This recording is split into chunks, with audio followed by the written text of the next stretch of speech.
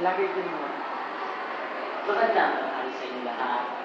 Ako, bilang isang estudyante at bilang isang mamamayan ng Pilipinas, nais kong ihatid sa inyo ang isang talumpati na personal kong ginawa na may temang Makabagong Pilipino, Makabagong Pilipinas para sa makabagong mundo. Noong ako nasa edad 15, nangarap akong baguhin ang mundo. Nangarap akong baguhin ang Pilipinas. Nangarap akong baguhin ang sanlibutan. Nangarap akong baguhin ang aking pamilya at higit sa lahat, baguhin ang aking sarili. Sa pangkalahatan, hangad natin ang pagbabago. Mga diktador at emperador lang ang ayaw ng pagbabago.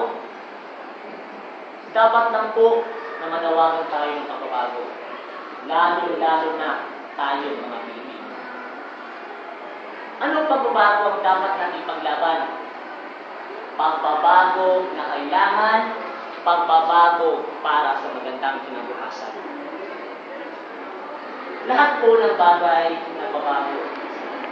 Mga aklat, palabas, teknolohiya, klima ng panahon, at iba pang sining na sadyang ginawa para dito.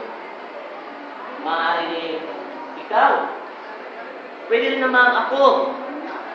Lahat po ng bagay na mabago. Pero ang tanong, papaano po? Saan po tayo magsisimula?